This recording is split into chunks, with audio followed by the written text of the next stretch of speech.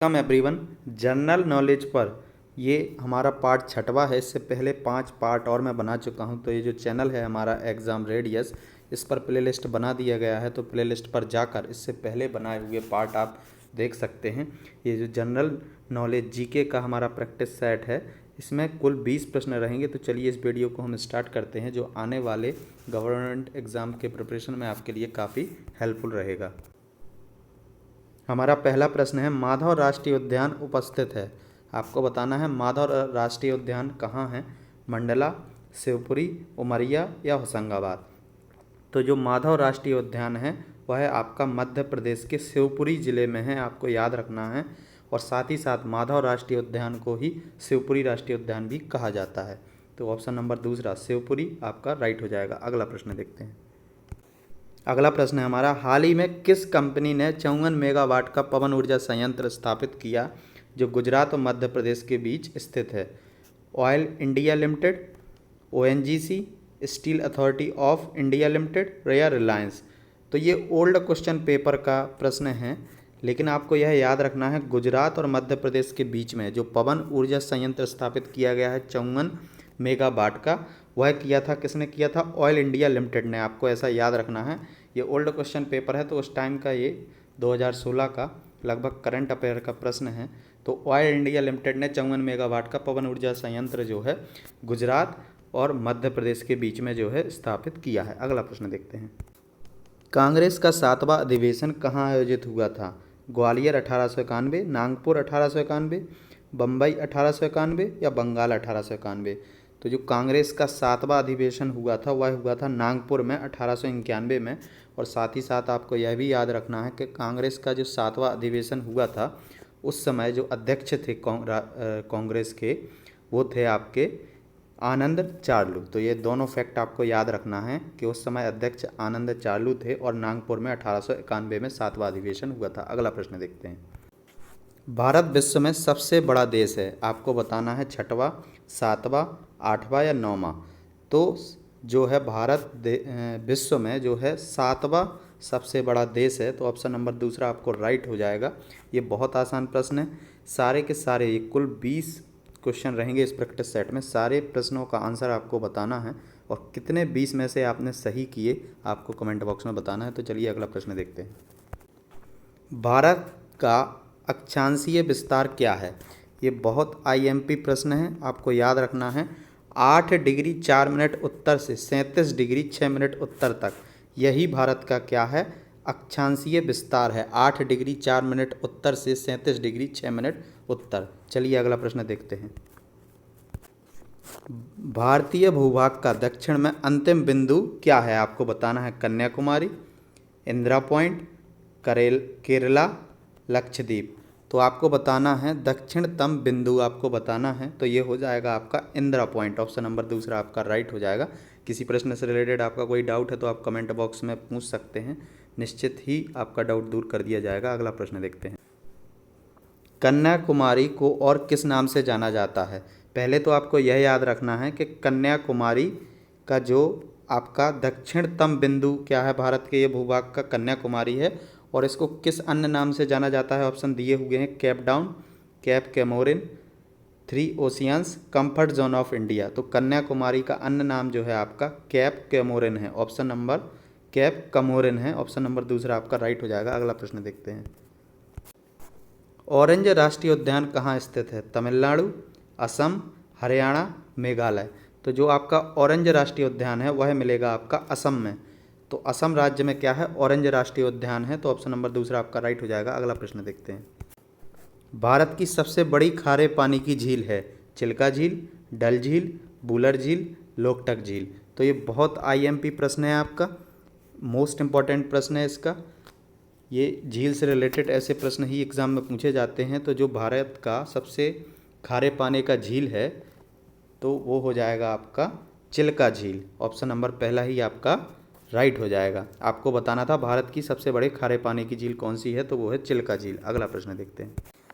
अधीनस्थ संधि स्वीकार करने वाला पहला शासक कौन था? अवध के नवाब, मराठा, हैदराबाद के निजाम, मैसूर साम्राज्य। तो जो अधीनस्थ संधि स्वीकार की थी सबसे पहले कौन सा शासक था आपको बताना है। तो अधीनस्थ संधि स्वीकार करने वाला सबसे पहला शासक था, वो था हैदराबाद के निज़ाम। तो ऑप्शन नंबर तीसरा आपका राइट हो जाएगा। अगला प्रश्न देखते हैं। ज्योतिबा फुले के सत्यशोधक समाज ने 19वीं शताब्दी में क्या प्रयास किया आपको बताना है। निचली जातियों को पाखंडपूर्ण ब्राह्मणों और उनके अवसरवादी ग्रंथों से बचाना, जाति व्यवस्था पर प्रहार करना, सतारा में जमींदारी विरोधी और महाजन विरोधी आंदोलन का नेतृत्व करना, अछूतों के लिए अलग से प्रतिनिधित्व। तो ज्योतिबा फुले का जो सत्यशोधक समाज के 19वीं शताब्दी का जो प्रयास था सबसे मुख्य, वो था निचली जातियों को पाखंडपूर्ण ब्राह्मणों और उनके अवसरवादी ग्रंथों से बचाना। तो ऑप्शन नंबर पहला ही आपका राइट हो जाएगा। अगला प्रश्न देखते हैं। दीवानी निजावत की सदर अदालतों के स्थान पर कलकत्ता, बॉम्बे और मद्रास उच्च न्यायालयों की स्थापना किस वर्ष की गई थी आपको बताना है। दीवानी और निजामत की सदर अदालतों के स्थान पर कलकत्ता, बॉम्बे, मद्रास में उच्च न्यायालयों की स्थापना किस वर्ष की गई। 1793, 1831, 1833 या 1861। तो 1861 में की गई थी कलकत्ता, बॉम्बे और मद्रास में उच्च न्यायालयों की स्थापना किसके स्थान पर, दीवानी और निजामत की सदर अदालतों के स्थान पर। तो 1861 सन आपको याद रखना है। अगला प्रश्न देखते हैं। स्वतंत्र भारत के राष्ट्रीय ध्वज की डिजाइन किसने तैयार की थी आपको बताना है। बंकिम चंद्र चटर्जी, रविन्द्रनाथ टैगोर, महात्मा गांधी, पिंगले वेंकैया। तो जो ऑप्शन नंबर चौथा है आपका पिंगले वेंकैया, ये आपका राइट हो जाएगा। इन्होंने ही जो है स्वतंत्र भारत के राष्ट्रीय ध्वज की आपके डिज़ाइन की थी, तो आपको याद रखना है। तो ऑप्शन नंबर चौथा पिंगले वेंकैया आपका राइट हो जाएगा। स्वतंत्र भारत के राष्ट्रीय ध्वज का इन्होंने डिज़ाइन किया था। बहुत आईएमपी प्रश्न है। और आगे बढ़ने से पहले ये जो चैनल है हमारा एग्ज़ाम रेडियस, इसको आपको सब्सक्राइब कर लेना है और बेल आइकन को भी प्रेस कर लेना है।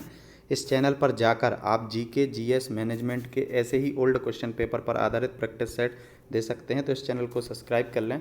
पटवारी भर्ती के लिए चैनल आपके लिए काफ़ी हेल्पफुल रहेगा। तो चलिए वीडियो में हम आगे बढ़ते हैं। निम्नलिखित में से कौन सा देश 3 लोगों के बच्चे को जन्म देने की अनुमति देने मामले में पहला देश बन गया है आपको बताना है। निम्नलिखित में से कौन सा देश 3 लोगों से बच्चे को जन्म देने की अनुमति देने वाला के मामले में पहला देश बन गया है। चीन, ब्रिटेन, फ्रांस या रूस। तो इस क्वेश्चन का राइट आंसर हो जाएगा आपका ब्रिटेन। अगला प्रश्न देखते हैं। मैन बुकर्स 2015 पुरस्कार किसने जीता है आपको बताना है। Marlon James, Allison Risk, Rafael Nadal, Philip Hughes. तो ये ओल्ड क्वेश्चन पेपर है। तो जो 2015 का मैन बुकर्स पुरस्कार जीता था वो जीता था मार्लोन जेम्स ने। तो ऑप्शन नंबर पहला ही आपका राइट हो जाएगा। अगला प्रश्न देखते हैं। भारी लागत को देखते हुए 126 विमान खरीदने की पूर्व योजना को निरस्त करते हुए भारत ने सिर्फ 36 रफाल लड़ाकू जेट खरीदने का निर्णय लिया। भारत किस देश से राफेल लड़ाकू जेट खरीद रहा है आपको बताना है। रूस, अमेरिका, जर्मनी और फ्रांस। तो इसका राइट आंसर हो जाएगा फ्रांस। फ्रांस से जो है भारत ने राफेल लड़ाकू जेट खरीद रहा है। तो ऑप्शन नंबर चौथा फ्रांस आपका राइट हो जाएगा। अगला प्रश्न देखते हैं। राष्ट्रीय युवा दिवस कब मनाया जाता है। 15 जनवरी, 9 जनवरी, 18 जनवरी या 12 जनवरी। तो जो राष्ट्रीय युवा दिवस है वो 12 जनवरी को मनाया जाता है, आपको याद रखना है। और किसके जन्म दिवस पर मनाया जाता है। तो जो स्वामी विवेकानंद जी थे, स्वामी विवेकानंद जी के जन्म दिवस पर राष्ट्रीय युवा दिवस प्रत्येक वर्ष 12 जनवरी को मनाया जाता है। अगला प्रश्न देखते हैं। संयुक्त राष्ट्र शांति रक्षकों के लिए अंतर्राष्ट्रीय दिवस शांति के लिए साथ साथ थीम के साथ मनाया जाता है। यह कब मनाया जाता है आपको बताना है। जो संयुक्त राष्ट्र शांति रक्षकों के लिए अंतर्राष्ट्रीय शांति दिवस मनाया जाता है, कब मनाया जाता है। 17 अप्रैल, 11 जून, 29 मई, 23 जुलाई। तो ये मनाया जाता है आपका 29 मई को। तो ऑप्शन नंबर तीसरा आपका राइट हो जाएगा। अगला प्रश्न देखते हैं। मध्य प्रदेश में कितने अभ्यारण्य हैं आपको बताना है। 25 अभ्यारण्य, 32, 11 या 12। तो जो मध्य प्रदेश में अभ्यारण्य हैं वो कितने हैं, 25 हैं। आपको याद रखना है, ये बहुत आईएमपी प्रश्न है। मध्य प्रदेश में कुल 25 क्या हैं, अभ्यारण्य हैं। चलिए अगला प्रश्न देखते हैं। मोदी एक्सप्रेस बस की शुरुआत किस देश ने की है। ब्रिटेन, अमेरिका, चीन या जापान। तो ये लास्ट क्वेश्चन है। इस क्वेश्चन का आंसर आपको कमेंट बॉक्स में बताना है। साथ ही साथ बताना है ये वीडियो कैसा लगा। यदि किसी प्रश्न से रिलेटेड कोई डाउट है आपका तो वो कमेंट बॉक्स में बता दें, मैं निश्चित ही उस डाउट को दूर कर दूंगा। मोदी एक्सप्रेस बस की शुरुआत किस देश ने की थी, आपको बताना है। ब्रिटेन, अमेरिका, चीन या जापान। तो चलिए इस वीडियो को हम समाप्त करते हैं। यदि आपने अभी तक एग्ज़ाम रेडियस को सब्सक्राइब नहीं किया है तो इस चैनल को आप सब्सक्राइब कर लें और बेल आइकन भी प्रेस कर लें, जिससे जो भी वीडियो मैं ओल्ड क्वेश्चन पेपर पर आधारित अपलोड करता हूं उसको आप दे सकें। और यदि किसी प्रश्न से रिलेटेड आपका कोई डाउट है तो वो भी लिखना है। 20 में से कितने प्रश्न आपने सही किए वो भी बताना है। Thanks for watching.